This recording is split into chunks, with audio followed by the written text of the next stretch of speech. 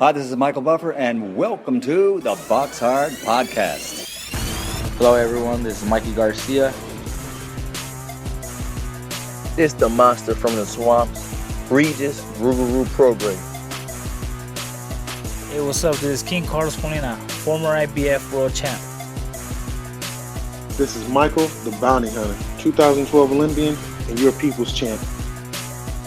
This is Charlie Edwards, flyweight champion of the world. This is Fast Eddie Chambers, and you're listening to the BoxHard Podcast with my main man, Joey Coastman. Hello everybody and welcome to episode 321 of the BoxHard Podcast. I'm your host Joey Coastman. I'm joined as ever by former heavyweight world title challenger Mr. Fast Eddie Chambers. Eddie, how you doing, my man? I'm good, my man. How you feeling? Always good when speaking with you, Eddie. Always good when speaking with you. Just before we get into this week's podcast, I do want to say just thank you to everyone that has been listening, throughout the years. Sometimes we get some lovely comments and stuff like that, and it's, it really means a lot. We get the reviews on iTunes and all that, and a nice message the other day came in from long-time listener Luigi Pelosi. He was saying that, and he said it before, he said how wonderful Eddie is as an addition to the podcast. It's now pretty much full-time Joey and Eddie. And he said the other day that, he completely agreed with Eddie's take on Kenny Porter. And he went on to say that, keep up the great work with the podcast. It's still the best out there. Which, these words really mean a lot. I just want to say thank you to Luigi, myself and Eddie. Appreciate kind words like that. I will never say that, I don't think I'd ever say that we're the best podcast, but I will say we have the best guests on. I think it's you can't really disagree with that. You can't really argue with that. If I may not be the best interviewer, we may not have the best flowing podcast or whatever, but we definitely get the best guests on. And, you're going to hear me say throughout this week's show many times, friend of the show, because all guys that boxed last weekend and guys boxing this weekend have all been on. And for a guy that, started this podcast in a bedroom with a laptop and a dodgy microphone, we're not doing too bad. We are, I think, the only podcast as well that's hosted by, myself and, of course, a former fighter, in Eddie, who got to that top level. I mean, we're so accessible. You can send questions in to ask Eddie anytime. This is a regular thing every single week. We're both here, the two of us, and we're very accessible. Like I say, send questions in, get our takes, get Eddie's take if you like. So I think we're doing okay. A guy that started this in a bedroom, doing it every week now with Eddie, a top level athlete. And we do get the best guests on, I have to say. But the podcast may not be the best. That's up to the listeners. But I think it's very hard to argue that we probably consistently get the best guests on. Unless you're talking about another podcast where they're paying guests and stuff like that. That's a different story. A Sky Sports podcast, something, some kind of podcast with a massive platform behind them, a massive engine behind them. That's not what this is. It's very much a one-man band when it comes to that kind of stuff. But anyways, I will move straight on with the review, and I apologize if I've bored anyone to death with that little rant. Let's dive straight into it here. Last Thursday in New York, over here, Cassius Chaney, friend of the show. There's the first time I dropped that one. Now 21-1. He lost his O on a split decision over 10 rounds against George Arias, who for me won the fight clearly, actually. George Arias now 17-0. Like I say, a split decision over 10 there. Also on the card, the son of the late Tommy Morrison, Trey Lippe Morrison. He was 18-0 with 17 KOs. He got knocked out himself in the first round. So, terrible stuff there for Tommy Morrison's son. He lost to Mike Balogun, who's now 18-0 himself. Also on the card, Jerry Forrest, 26-4 with 2 draws. A split draw over 10 rounds against friend of the show. There's a second one, Michael Hunter. He was on last week's show. I had him on. We did the interview less than 24 hours before his ring walk. He sounded awfully tired. It was almost midnight in the US. It was almost 5 a.m. in the UK at the time of the interview. I don't know what was up with Michael. I haven't spoke to Michael. I've reached out to him. He hasn't got back to me yet. I will speak to him. But something did not look right with him. He threw up as well, we've got to mention. He threw up in the ring in between the rounds, or just as one of the rounds were going to start. Something was wrong with him. He looked in bad shape. I don't want to say too much. I want to save it for when I speak to Mike. I think Mike appreciates my honesty. I'll be real with him. He was terrible. He was terrible.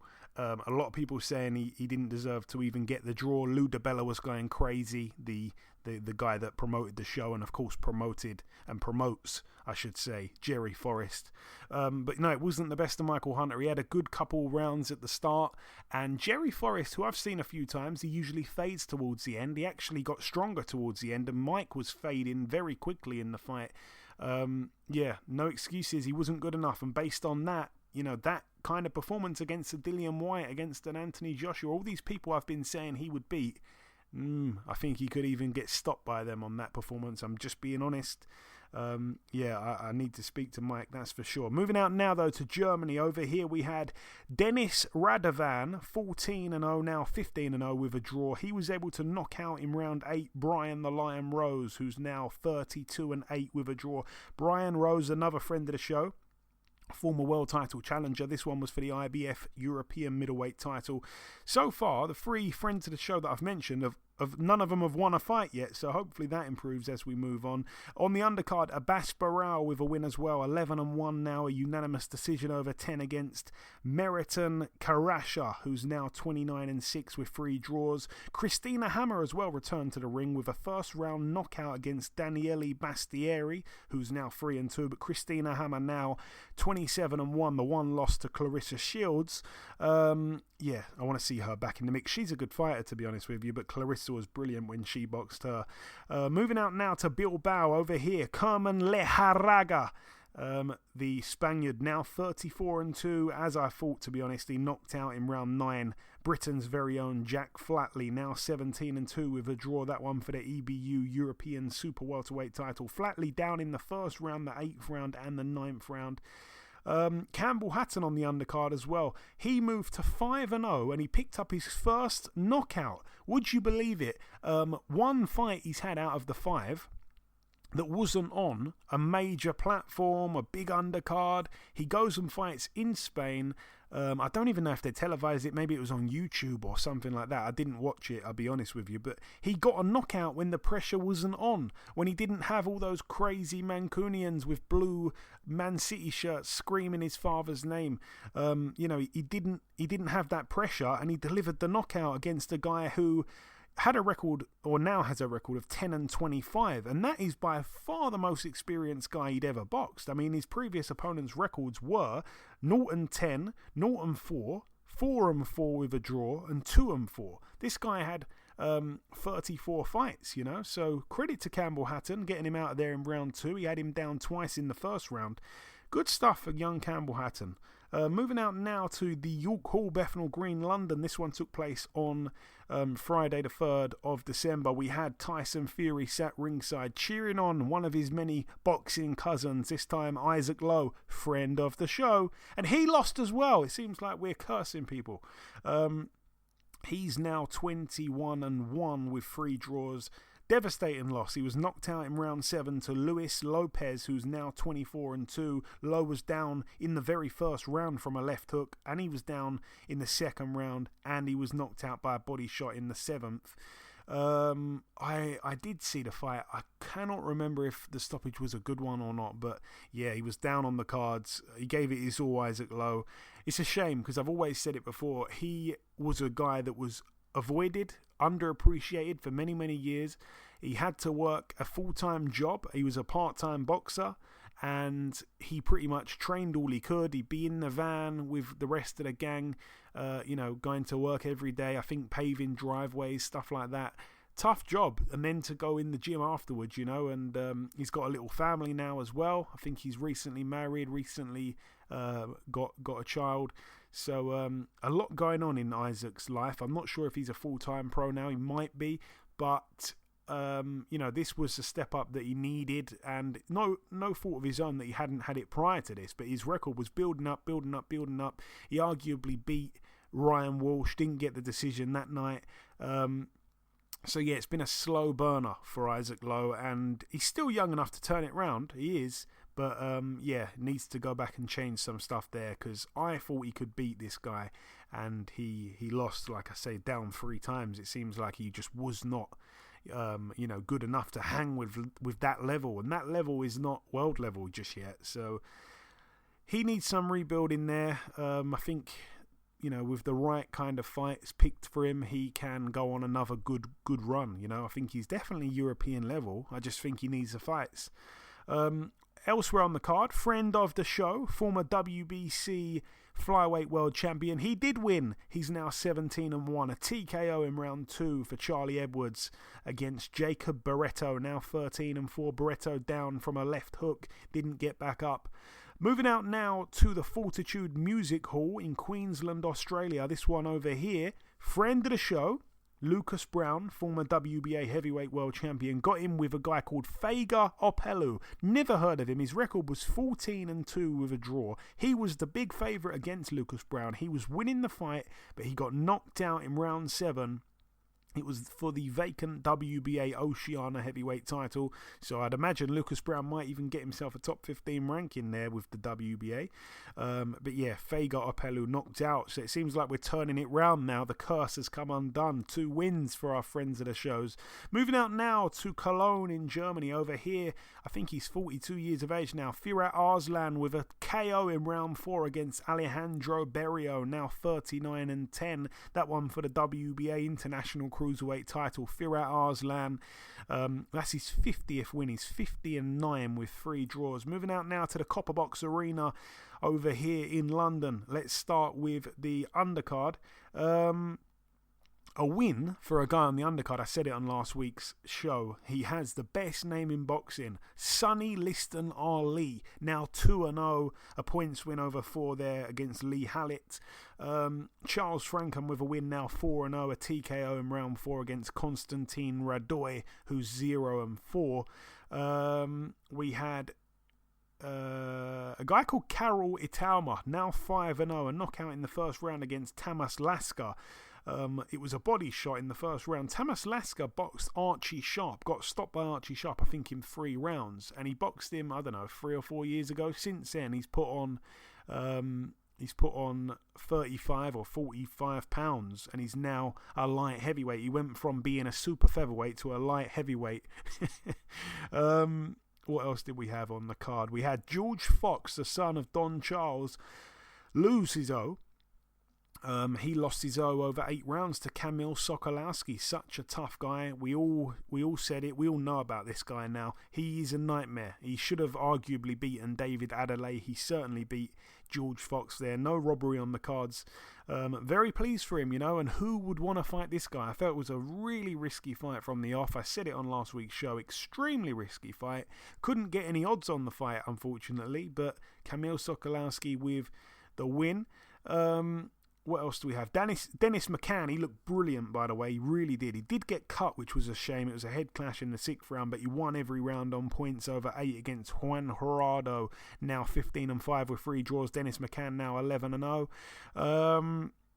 Sam Noakes with a win. He almost went the distance for the first time in his pro career, but no. He knocked out in round 9 Sean Cooper, who they said on the commentary had, I think, was it his wedding booked for or his honeymoon or something like that. He was going away with his partner, I think, to Ibiza the following day. He's going to be going there with a bit of a busted up face, knocked out in the 9th round there for the vacant WBC International Silver Lightweight title. Down once in the 9th round, Cooper. Sam Noakes still 8-0 with 8 KOs.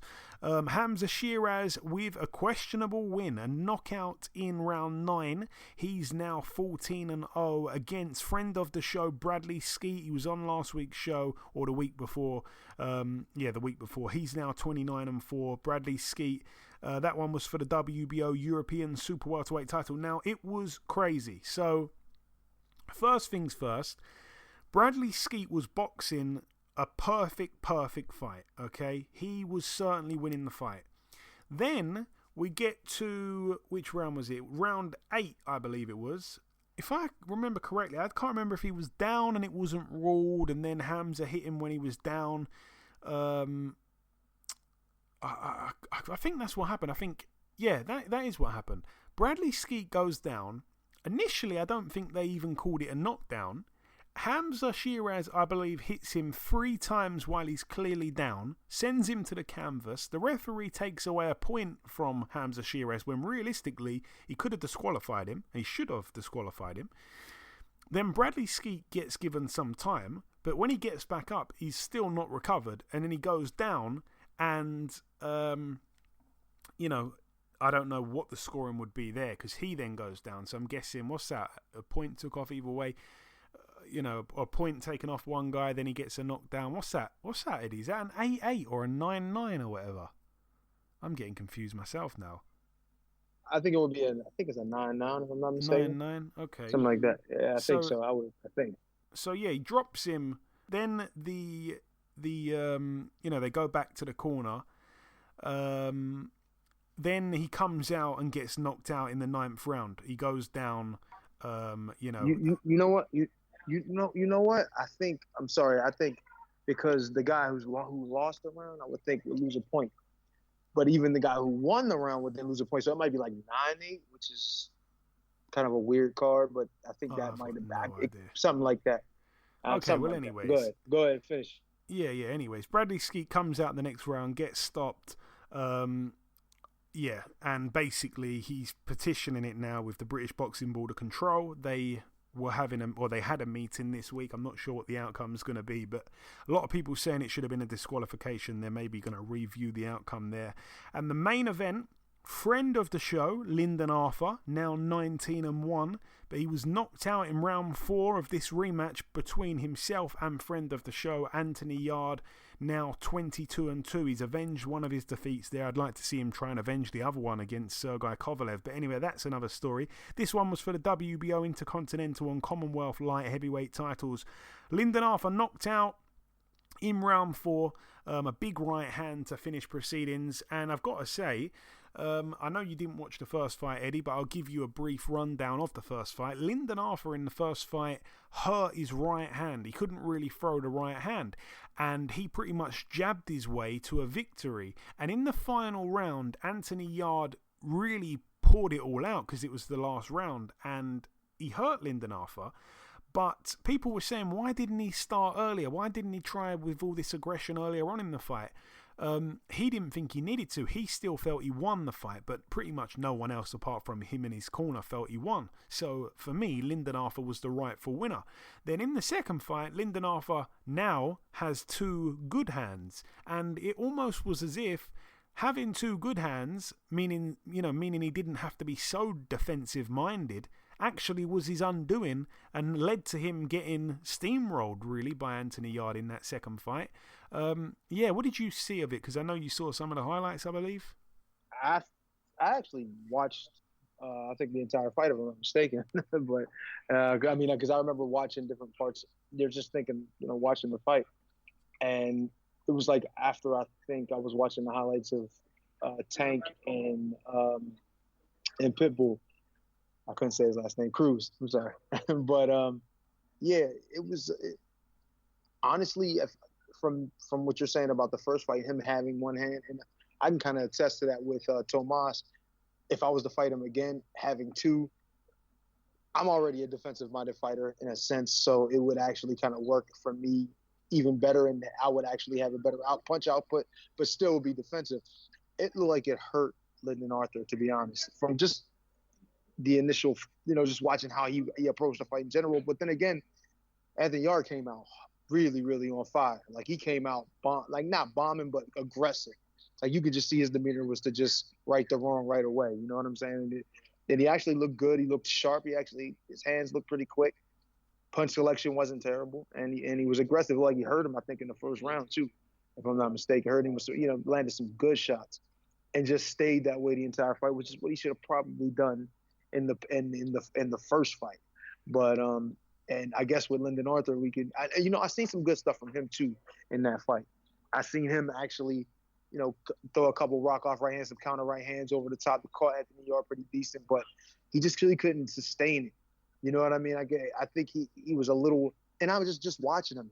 He left his head on the line a little bit too long, knowing how busy Anthony Yarde was being and as aggressive as he was being. He wasn't really defending the right way, I think. He went to the ropes a little bit too much. Already fair, kind of tall, kind of leaning back, straight up, big target. It just wasn't good. It looked to me, from what I've seen, that I don't know if it was him, having two hands, but I think it was just his defense in general that was just a little bit lacking, and he didn't have the offense to keep him off at this point too. I think honestly, Anthony Yarde was just determined. He was really determined. He was going to get the win, and he was going to be aggressive. And I don't think he was thinking about decision. I think he was thinking knockout. Yeah, the one thing I didn't like too much, I'm being honest here, I like both guys, but I said it on last week's show. I bet they won't waste any time getting Anthony Yarde a title shot if he wins. And they didn't really have that same kind of urgency with Lyndon Arthur when he won the first fight. So yeah, following the win for Anthony Yarde, Lyndon Arthur has been released by Frank Warren. He was promoting both of them, of course, for the first fight and the second fight. Lyndon Arthur been released by Frank Warren. Apparently this was an agreement that they had before the fight took place. It's not like he just dumped him off afterwards. Apparently Lyndon Arthur said if he were to lose, then he would like to walk away from Frank Warren, and he has done that. It seems a bit of a weird agreement to have, but I'm not sure where Lyndon Arthur goes from here. I mean, he shouldn't be kicked too far down the pile because he did beat Anthony Yarde. I wouldn't mind seeing the third fight, of course, but yeah, I mean, he'd still be a good test for all the other guys domestically. I mean, it's probably the hottest division domestically, so there's many names for him. I just hope that the fights can happen. I'm not sure where he's going to end up now promotionally. As for Anthony Yarde, though, like I say, they've already lined him up with the winner of Callum Johnson and Joe Smith Jr. So he's right in place there. No surprise at all. Moving on now to, where shall we go after this? Let's go to the MGM Grand in Las Vegas, Nevada. This one, of course, Saturday night. What do we have? On the undercard, we had a win for Filip Hrgović, now 14-0, a TKO in round 3 against Emir Amatovic, who's now 10-1. Amatovic down twice in the second and once in the third round there for the IBF International Heavyweight title.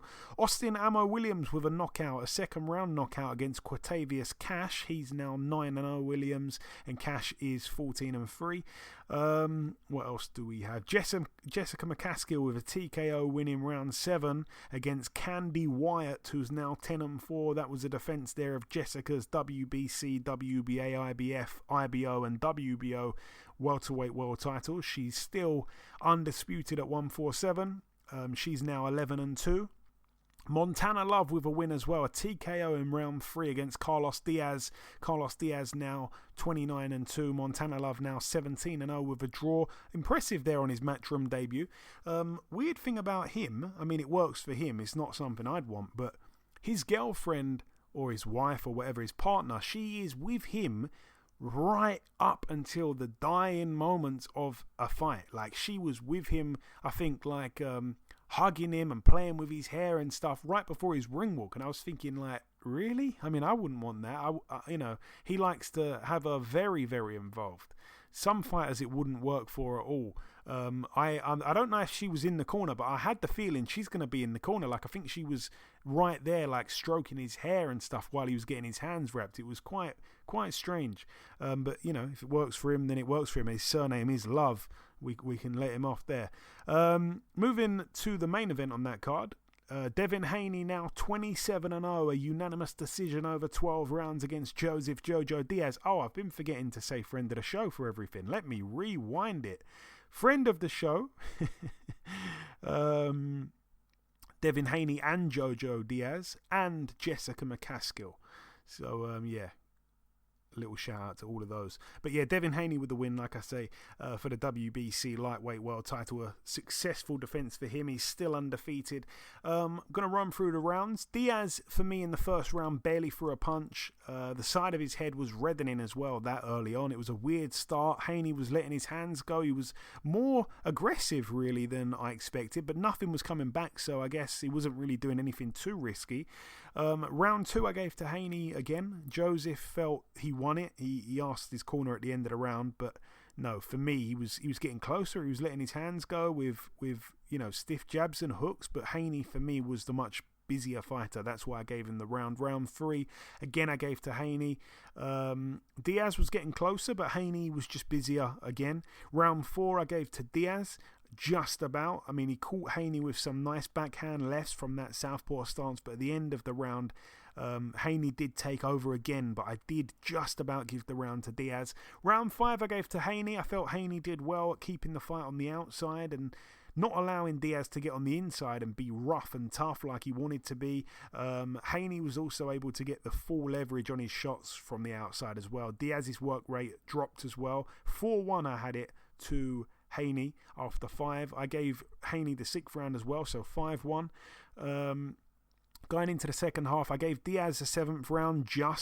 He just about won it. Really because it was based off of 2 big left hands that Diaz landed, but nothing much else happened for him. 5-2. Round 8 I gave to Haney. Round 9 was a really close round. The commentators said Diaz needed a big round and he got it, but I am not sure I gave the round to Diaz. He landed 2 or 3 big shots, but so did Haney, and again I felt Haney was busier. Diaz wasn't jabbing his way in either. He kept walking forward in straight lines. He was fighting like a one-punch knockout artist, and he was paying the price. His face was getting tagged again and again. So I had it 7-2, and then I gave the 10th round to Haney. I had it 8-2, and then I just decided to stop scoring it in the last 2 rounds. Joseph Diaz needed a knockout or a whole heap of knockdowns, and to be fair, he did rock Haney quite badly for a second, but Haney did well to recover quickly and start firing back. But all in all, a really impressive performance from Haney. A mature performance. When you get the measuring stick out and look at his most recent wins and stuff like that, the standout name has to be Jorge Linares. However, he didn't so much come through that fight unscathed. He didn't get the stoppage like many other guys did against Linares. And this, for me, even though Joseph Jojo Diaz is not as decorated as Jorge Linares, it is the best win of Haney's career, in my opinion. That's just my opinion. Not as decorated, but just more impressive in the way he got the win. Is that fair to say, Eddie? I know you saw the fight as well. Yeah, I think so. I think, being that Jojo Diaz was a champion too and more recent and more of a, live guy, a live contender at this point for a title, I think no doubt about it, Haney was, that was his best win. And I can agree with you. I think he looked good, but I think there's things that he definitely needs to improve upon. I think his defense, man, you know what I mean? I know most people are like, his defense. Like, yeah, his defense. I feel like he puts himself in position to be hit sometimes a little too much, trying to take chances, catching guys in the middle of combinations, which is good. And it's nice because he has good reflexes and all. He can get it off. But I think he gets hit at the wrong time a little bit too much. He takes chances that he really shouldn't take unnecessarily. And I do like his footwork and other things he does in creating space to land counter shots and things like that. But I still think a lot of times his head's on the line until a little too long. He doesn't move his head a ton. He moves his head a bit, but not enough. You know what I mean? Not in a way like if you look at Shakur Stevenson, like I like to look at him and how he fought, our guy Jamel, but he was defensively sound. He moved his head at the right time. I think like he looked for good open shots at the right time, even though he was aggressive. I still think he stayed defensively responsible. I think at times Devin is a little bit irresponsible defensively, and I think sometimes that's why he gets caught. Like he got caught with Linares, he got caught in this fight a couple of times. And thank God that this guy wasn't such a huge puncher, because if he was, might have got hurt, might have got put down, things like that would happen. You know what I mean? And no matter what, that doesn't just just because he's a good, talented top fighter. Of course, everybody gets caught and maybe gets knocked down. I mean, not everybody gets knocked down, but most do. So I mean, it's not a terrible thing at this point, but he's got to correct it, because if he's going to step in there with those other big four that we know, it's going to be a tough night if he gets caught with those shots from, like, say, a Ryan Garcia or a Tank Davis or somebody like that, and even if Teofimo stuck around for a little longer, you know what I mean? So he can't be in line to get hit with those big shots from bigger punchers. You understand? So all in all, great performance. I thought he did a great job. I just think he needs to tighten up a little bit more on the defensive focus. Not saying he doesn't have the ability, but he just needs to focus on it a little bit more when he's in there with some of these guys. And moving on to the final card, it took place at the Staples Center in Los Angeles, California. This one, of course, on Showtime pay-per-view. It was a good undercard. I don't know if I'd say it lived up to it expectation-wise. I don't know. There was a few... pretty much all the fights went the distance, actually. No, in fact, I think the entire card, even the untelevised fights, went the distance. So let me run through it. Friend of the show, Malik Warren, now 6-0, a unanimous decision over 6 rounds against Eric Manriquez, who's now 7-13 with a draw. Ava Knight, former world champion, now 20-2 with 5 draws, a unanimous decision over 6 rounds against Nancy Alba, who's now 19-16 with 2 draws. Credit to Ava Knight, who I think has recently had a baby and then has returned to boxing. So she, I think, had been messed around a few times for fight dates. She was really happy to have been fighting, and credit to her. She, I think, posted a really interesting post on Instagram. She'd been attacked by a lot of Twitter trolls and stuff like that. I don't think she wanted anyone to know that she was pregnant, because people were kind of saying, women shouldn't be fighting and women's boxing's so bad, and look, she's having a baby, that kind of stuff. And it really made her feel quite insecure, and she was brave for the post she put out. So credit to her for getting over that obstacle there and returning to the ring, doing what she does best and loves most. Friend of the show, Luis Arias, coming off the best win of his career against Jarrett Hurd last time out, looking to pick up win number 20, but he lost. He's now 19-3 with a draw, and he lost a split decision over 10 rounds to brother of Devon, Vaughan Alexander, now 16-6 with a draw. Arias deducted a point in round 5 for use of the shoulder. Shocking, to be honest with you. Arias coming off a great win. Vaughan Alexander coming off a first round, I think, knockout loss to Zach Parker, I want to say. So both guys, Arias coming off his best win, Vaughan Alexander coming off his worst loss. You just never know what's going to happen in that squared circle. Sergei Derevianchenko, now 13-4. I think that's a few losses on the bounce for him now. A majority decision loss to Carlos Adames, now 21-1. Derevianchenko, I think someone put out a post saying that he has never been the A-side for any of his fights, any of his big fights. He's never been a title holder, but I think he's still made $10 million. That's incredible. Good stuff for him, and that's his 17th fight right there. But he's had hard fights, don't get me wrong. He's been in there with Daniel Jacobs, been in there with Jamal Charlo, been in there with Gennady Golovkin, and a couple of others, I think. But yeah, he got in there with Carlos Adames, and it was a loss. The other guys he's lost to are world champions. This guy hasn't yet reached that kind of level. So that says a lot about Adames, or does it say a lot about Derevianchenko? Maybe it's time for him to think about retirement early on, after a really, successful amateur career as well. Elsewhere on the card, Sebastian Fundora, the towering inferno, 6'6". He's now 18-0 with a draw. A unanimous decision over 12 rounds against Spain's Sergio Garcia, who some people felt won the fight. He's now 33-1. I always knew that fight was going to go the distance. I cashed in on that. I didn't think Fondora would be able to knock out Garcia. I think Garcia's very, very tough. Used his footwork a lot in there. The size discrepancy was incredible, seeing the two in the middle of the ring. It was like, what the hell? He just looked so freakish, Fondora, but very exciting fighter. And he took a lot of shots. He was bleeding. I think his nose might have been broken. But I really like the guy. And it's another, very solid, tough test that he's come through there. So he is certainly one to watch once again. I think he was like my number one prospect or something of the year last year. He was very active, had some great wins.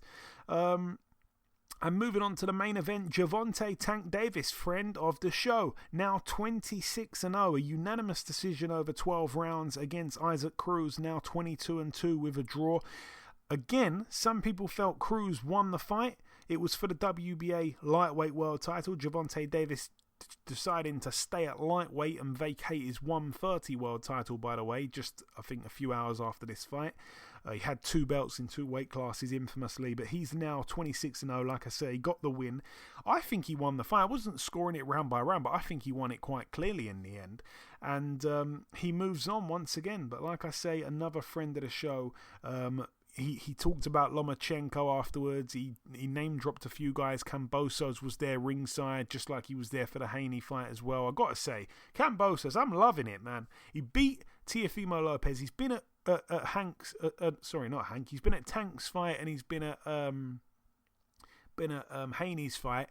And he looks $1 million, man. He walks around in those suits and the glasses. I don't even think he needs glasses. He wears them for fashion statements, I think. And he looks amazing. He just looks $1 million. Coming off a brilliant win. He hasn't gone back to Australia, to go and see his young family or anything like that. He's just riding this crest of a wave. And he's just out there floating around in the States. He's like he's like a James Bond, like an Australian James Bond. I'm loving it. I think he has now gone back to Australia finally. But whilst he was hanging around, he looked pretty cool, and his performance, was the cherry on the icing on the cake, beating Teofimo Lopez. But that brings the review part to a close. The final thing for me to do before we wrap up part 1 is to welcome our special guest on this week's podcast. Ladies and gentlemen, please welcome the reigning WBO Light-Heavyweight champion of the world. It is, of course, Mr. Joe Smith Jr. Joe, welcome back on the show, my man. Yeah, thanks for having me. Hey, it's my pleasure. So, Joe, we last spoke back in January. It was just before the scheduled February date with Vlasov. Obviously, the fight got pushed back to April in the end. Just briefly tell me about that night, Joe, what it meant to you to become champion, and also the fight itself. Obviously, Vlasov, very tough. It was a close and hard fight. Yeah, it was definitely a tough, entertaining fight. It was very hard, but expected fight. He has a lot of experience. He's a great fighter, and just his particular style, with mine, was a little rough, but we pulled it off in the championship rounds. We came in tough, and we came home with the win. Yeah, it was amazing to see you achieve that. Obviously, the main reason you're on now, obviously, is because your next fight has been announced January 15th in New York. Your last fight against Vlasov was in Oklahoma. This is a homecoming here. I'm guessing you're going to have a big crowd show out for you. We'll see. It's still quite a ways from my hometown, but we should get a decent crowd to come, and if they can't make it there, they'll be home watching. But I'm looking forward to it. I really am. It'll be my first title defense, and I worked really hard to get here. I accomplished my goal to become a world champion, but now there's a new goal set in mind, so I got to get past Johnson and look good doing it. This way I could make the next goal come true. And you're taking on Britain's Callum Johnson, you mentioned. Last time we spoke, I remember bringing Johnson's name up to you. You were very respectful of him. Do you still hold him in high regard approaching this fight with him? Oh, yeah, definitely. He's a tough, hungry guy. He's a big puncher. He's very aggressive. So, I'm doing what I need to do in camp. I'm pushing myself every day to make sure I have that conditioning and that strength to keep up with him, and I'm excited for the fight. And I plan to make a statement that night that I'm one of the best, and I want to move on from there and go after the other champions. And Joe, I want to ask as well. I want to ask if you've seen either of Johnson's last two fights. I'm guessing you're probably going to watch him if you haven't already seen him. But have you seen his last two performances? People are saying that he doesn't seem like the same fighter he was, I don't know, a couple years ago. Yeah, I mean, I've seen a few tapes of him. Still, I think he's a dangerous guy. He's a big puncher, and I believe I just got to be smart in there and pick him apart. And everyone that I speak to about this fight, they're saying, a knockout is guaranteed. There's no way it goes the distance. Would you agree with that? Obviously, you're both huge punchers. I mean, we're both huge punchers. So, but we're also two tough guys. So anything's possible. But I'm hoping to make a statement and get him out of there early. Okay, and I don't know if you paid attention to it, but we had a big fight here in the UK between two light heavyweights on the weekend. Anthony Yarde avenging his loss to Lyndon Arthur. After the fight, Frank Warren said that Anthony Yarde would fight the winner of yourself and Johnson. Is that something that that's been spoke about at all, or is it too early to talk? Too early to kind of get in that conversation. I mean, who knows? I mean, obviously, I guess that's something they're looking for. But as far as me, my decision is, I want to go after Beterbiev after this. I want, if he gets past his fight and looks great, I get past mine and look great, I would like to get a unification match. And let's speak about that. Obviously, Beterbiev, I believe, is in action. Is it next weekend against Marcus Browne? How do you see that fight going, Joe? It's a tough fight, I think, that one for Beterbiev. Yeah, I think their styles make for an entertaining fight because Marcus is a great boxer and he can punch, but I believe Beterbiev is just too aggressive for him and he'll break him down eventually. But we'll see what happens because if Marcus looks great in the first couple of rounds and he's comfortable, anything can happen in that fight. So it sounds like you think Beterbiev's going to win. Do you want Browne to win, though, or do you not really care? I don't really care. I'd prefer to be the one to beat Beterbiev. Okay. And I could see myself doing that in the future, but I got to get past Johnson. I'm taking it one fight at a time, but I have a goal set in mind, and that's to fight Beterbiev next, and then redeem myself against Bivol and have all the belts. Yeah, Bivol as well fighting this weekend in Russia. I want to get I think you've kind of already given it to me. I was going to ask your prediction for your fight, January 15th. You said KO early. You sticking with that firmly?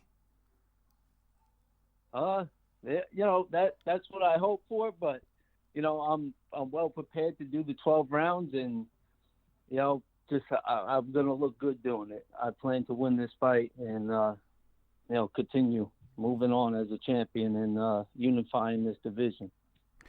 And we've got a rule on this podcast. Everyone I interview in the month of December every year, I like to ask them, what's on your Christmas wish list in terms of your boxing career? Where can you be and where do you want to be in a realistic world this time next year? This time next year? I'm preparing to fight Canelo as the unified champion. So. I love it. That's a fantastic... Fantastic wish list. Yeah, go on. Sorry, what were you going to say? Go on. Yeah, but it's a tough task ahead of me. I have to stay in the gym. I have a lot of work to do, but I would love to unify this division. That's the main goal for the year. Yeah, we'd love to see you do that as well, Joe. Just before we wrap it up, if you've got any closing words for your supporters here in the UK, but also worldwide. But like I say, there are so many guys over here that are supporting you in your career and even supporting you against Callum Johnson as well. Yeah, I mean, thank you all. I hope you all tune in on the fight. And, I'm going to put on a great show for everybody and make another statement that I'm just getting better and better with each and every fight I have, and I plan to take over the division. We absolutely cannot wait for the fight. We will all be tuning in. Listen, Joe, it's been a pleasure speaking with you. Thank you for your time. I want to wish you a Merry Christmas, a Happy New Year, and a good luck for January 15th. Yes, thank you. Appreciate it, and same to you. Okay, now it's time for part 2 on this week's show. This part, of course, the news part of the show. We're going to start here with the unfortunate fact that Tommy Fury has had to withdraw from his fight that was set to take place with Jake Paul December 18th. That's a huge, huge shame there. Everyone was looking forward to that fight. Let's all be honest. We did want to see what was going to happen, but Tommy Fury's pulled out the fight with a broken rib, and I think he's ill as well, like a viral infection, something like that. He's provided an MRI scan to back up his statement about the broken rib. It seems a real shame. And in steps Tyrone Woodley for the rematch with Jake Paul on the same date. So we will see Jake Paul fight. Not that that was the main attraction for most boxing fans. It was seeing Tommy Fury fight. But, we will see that rematch with Jake Paul and Tyrone Woodley, and Tommy Fury will be at home for that one there. In other news, it's going to be very brief here, but the Boxing Hall of Fame, the International Boxing Hall of Fame have inducted a class of fighters. Do you know, Eddie, who's been inducted in this class of 2022? Honestly, I have no clue, man. All right, I definitely want to hear. Here are the names that have been inducted. Miguel Cotto. Oh yeah, he's definitely deserving. He's definitely. Yeah, he's a great fighter. He won multiple titles. He's fought other greats, beat other greats. Yeah, he should be in the hall. Holly Holm. I mean, for women's boxing, you know what I mean? I mean, honestly, I don't pay as much attention as maybe I should have, but she's done some very interesting things, and then, beating Ronda Rousey kept her name around. So, it's a possibility. You know what I mean? Obviously, she's there. Roy Jones Jr. Absolutely. Roy Jones Jr. might be the best to ever put gloves on. A lot of people don't even, acknowledge that possibility, but it's definitely the truth. The man is great. And finally, James Lights Out Tony. You already know what I'm gonna say. This one, he should have been. He's definitely in the hall. He's one of my. He's my favorite fighter to watch. One of the best skilled fighters of all time, and that's barring no one. He really is. He is everything but everything that you would hope for in a boxer. Like tough, take one to give one, which I don't necessarily like that part, but it adds to the entertainment factor. Also, his skill with catching and throwing punches, slipping, rolling, shoulder rolling. Everything you want, man, you can see with James Toney. There we go. That is the end of the news segment. Moving on to the preview part of the show. Going to start here in Russia.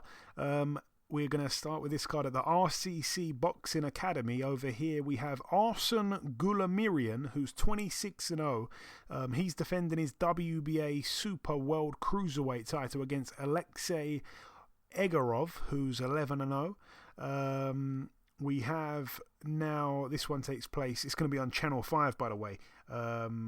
Friday night, Channel 5. Isaac Chamberlain, 13-1 in a 10-rounder against the guy that Lawrence Okolie just beat, Dylan Prazovic, who's, I think, from Croatia, 15-1 with 12 KOs. He got knocked out, I think, in the third round by Okolie. This is all from memory. It's for the vacant IBF International Cruiserweight title. Isaac Chamberlain fighting him over 10 rounds. Both guys have got this, have got the one loss to the same man, Lawrence Okolie. It's taking place, by the way, at the National Sports Centre in Crystal Palace, London. That is like stone throw away from where I grew up. can Isaac Chamberlain stop the guy in quicker time than Okolie? Probably not, but he needs to win this. It's a must-win fight, like everyone really is at this stage of Chamberlain's career. I think he's been grossly inactive. I mean, he's had 14 fights. He's got to be 27, 28 now. He needs to get moving, man. Stephen McKenna, one half of the Irish brothers. He's 10-0 in a 10-rounder against Abdul Quartet, who's 19-5. Big puncher, this guy here. It's for the vacant IBF Youth Welterweight title. His brother, Aaron McKenna, 13-0 in an 8-rounder against Carlos Gallego, who's 8-1. That one's for the vacant WBC Youth Middleweight world title. This Aaron McKenna, I think it's Aaron McKenna. They were mentioning how many people he sparred. Like, the list of people that he's sparred is quite incredible. I wanna try and find that list a second here. Aaron McKenna, he sparred with Jaime Munguia, Amir Khan, Sergei Lipinets, Jose Ramirez, Virgil Ortiz, Ivan Baranchik, Josecito Lopez, Jose Zepeda, Alexander Besputin, Esquiva Falcao, Luis Arias, and Fazladin Gabe Nazarov. I mean, that's an incredible list of sparring there. Elsewhere on the card, by the way, getting back to it, Idris Virgo, the Love Island star, now 11-0 with a draw. He's in an 8-rounder against Adam Trenado, who's 6-2. Casey Benjamin, 14-1-1 in an 8-rounder against Winston Campos, who's 33-8-6. Mick Hennessy Jr., 8-1 with a draw in a 6-rounder. No opponent just yet for him. And the son of former heavyweight contender Scott Welch, Tommy Welch, 6-0 in a 6-rounder against Mladen Manev, who's 3-12. Moving out now to the Melbourne Pavilion in Victoria, Australia. Over here, random one, I'm not even sure why I'm mentioning it really. Former world champion Sam Solomon, 46-16 with a draw in a 6-rounder against 6-1 Jesse White.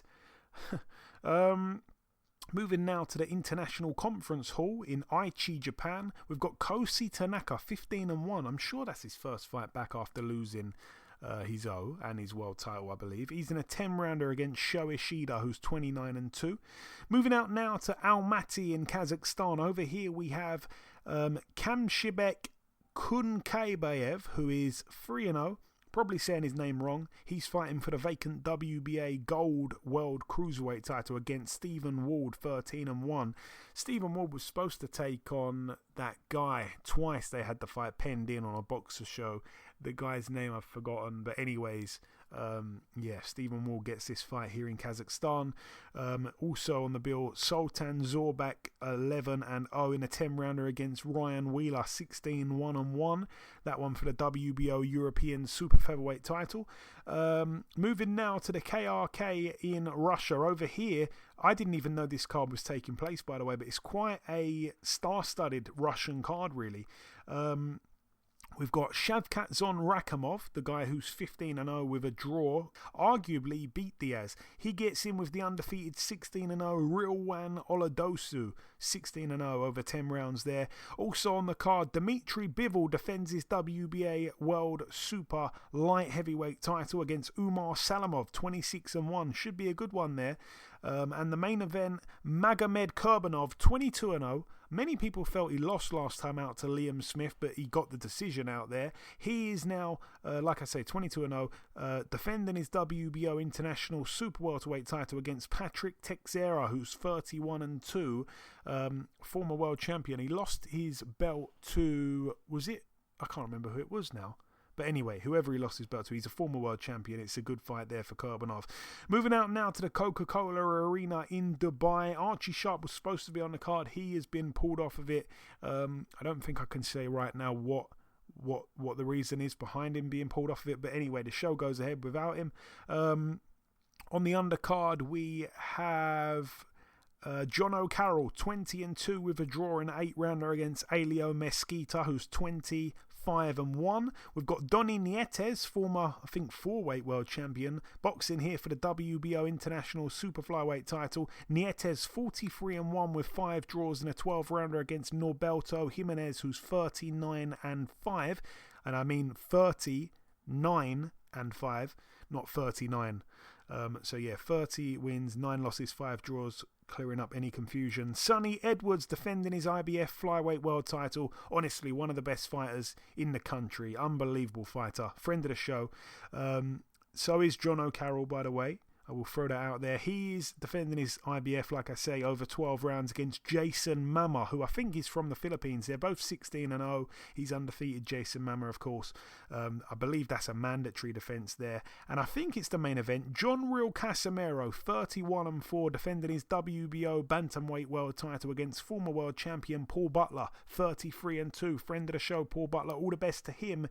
However, he has been treading water for a long time waiting for a big fight, and it seems like, this fight has come around, I think, at a bad time for him. I think he's burned out in his last couple of fights, and I hate to say it, but I think he might get stopped here, to be honest with you, by the Filipino. But all the best to him. I'd love to see him pull it off and be a world champion again.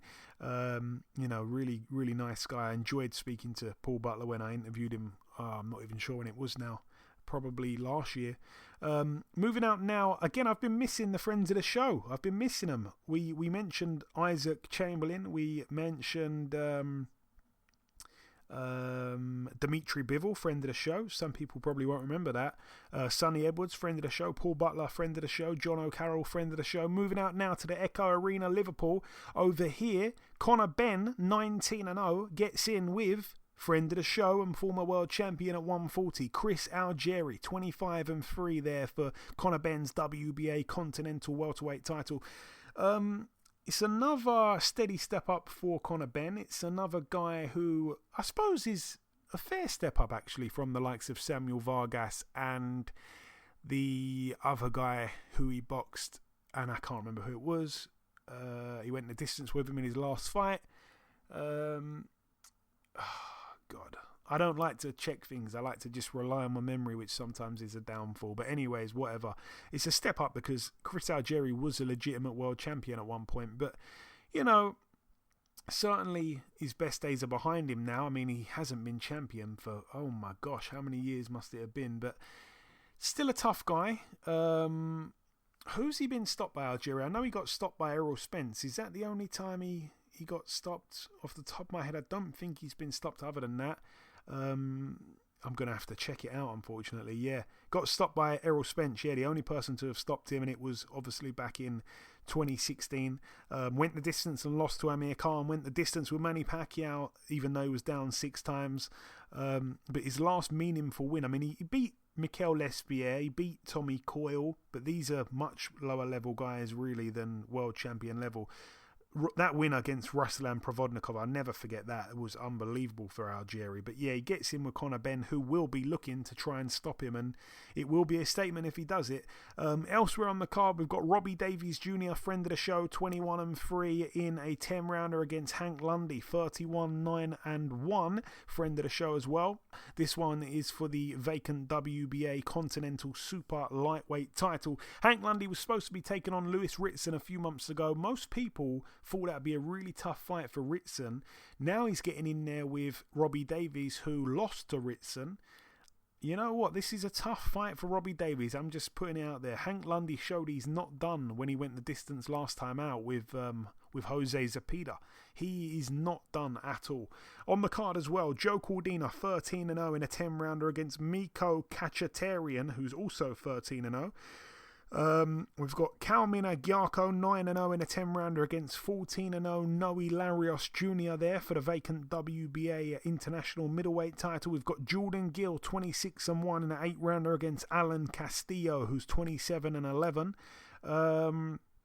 That's it there. Moving out now to the Dignity Health Sports Park in Carson, California, USA. Friend of the show, Nonito Donaire. Absolute. We talk about, Hall of Famers. This guy is a future Hall of Famer, undoubtedly. 41-6 in a 12-rounder against Raymark Gaballo, 24-0. Both guys from the Philippines there for the WBC Bantamweight World title. I know Donaire's going to win that fight. Gaballo absolutely robbed Emmanuel Rodriguez. He shouldn't be undefeated, and he's found his way into this fight. I tell you what, if there's odds on a knockout here for Donaire, I will be taking them. I mean, the odds shouldn't even be close for that one. He's not that good, Gaballo. Elsewhere on the card, we've got a exciting prospect, Brandon Lee, 23-0. I think he's got about 21 KOs. He gets in with Juan Heraldez, who's 16-1 with a draw over 10 rounds there. We've got Quadratilo Abdukukarov, who is 18-0 in a 10-rounder against Cody Crowley. That's a great fight. Cody Crowley 19-0. Really, really good fight there. And we have Andrew Tabiti back in the ring. I think it's been a while since he's had a fight. 17-1 in a 10-rounder against Mitch Williams, who's 16-8-3. Custio Clayton as well on the undercard. Moving out now to the Madison Square Garden. Over here on the undercard, Nico Ali Walsh, 2-0 in a 4-rounder against 6-0 Reyes Sanchez. He seems like he's fighting guys with undefeated records or winning records every time, I think, Nico Ali Walsh. Elsewhere on the card, Keyshawn Davis, 6-rounder here. He's 3-0. He gets in with Jose Zaragoza, who is 8-3-1. Keyshawn Davis, obviously, he was in the Olympics earlier this year. He's back now as a pro. We've got Xander Zayas. I think I'm saying his name wrong, but he's 11-0 from Puerto Rico, or Puerto Rico as I like to say, in a 6-rounder against Alessio Mastronunzio, who's 9-1. Friend of the show, heavyweight Jared Anderson. I've got to say, Eddie, you've got to watch this now. Jared Anderson, you liked his last performance, 10-0 in an 8-rounder against Alexander Teslenko, who I believe is a Ukrainian fighter based in Canada, if that's the same guy. He's 17-1. And the main event, Vasyl Lomachenko, the wizard himself, 15-2 in a 12-rounder against friend of the show, former lightweight world champion Richard Commey, 30-3. Obviously, both guys have lost to Teofimo Lopez. Commey got iced by Lopez, I think, in 2 or 3 rounds. And Lomachenko, we know what happened with Lopez. It was quite a close fight in the end. But I tell you what, as I've said it time and time again, Lomachenko's not getting any younger. There has been fights where it looks like the miles on the clock are very apparent. And then his last fight, when he boxed Nakatani, he looked probably the best he's looked, but that was against Nakatani. Let me just tell you as well, his chin has been, he's been down, hasn't he, since I think he's moved up to 135. Wasn't he down once or twice, Lomachenko? Richard Commey, arguably, well, I'm not sure about arguably the hardest puncher, but certainly one of the biggest punchers at the weight. Good fighter, and it's a good fight. It's a dangerous fight. Lomachenko's not going to get him out of there in 2 rounds like Teofimo did. It's a very risky fight here. No belt on the line. Moving out now to the 2300 Arena in Philadelphia, Pennsylvania. This is also Saturday night. Over here, friend of the show, Jesse Hart, 27-3 in an 8-rounder against David Murray, who's 10-2-1. And that is about it, though, for the preview part of the show. We've gone through that as quick as possible. The final thing for me to do just before we wrap it up is to come in with the outro, which I'll do in just a few seconds. Okay, and this wraps up episode 321 of the BoxHard Podcast. I've been your host, Joey Coastman. Eddie Chambers has been with me for the duration of the show. A huge thank you to our special guest this week, the reigning WBO Light-Heavyweight World Champion Joe Smith Jr. There has been one piece of news break whilst we've been recording the show. Heavyweight Tony Yoka will be taking on Martin Bakole on January 15th at the Accor Arena in France. That's going to be a really good fight there. I cannot wait to see what happens there. Is Yoka going to be good enough to beat Bakole? Is Bakole actually as good as people or some people say? We shall see. But that is about everything from myself. Enjoy your weekends, people. Stay safe, and we shall see you all again next week.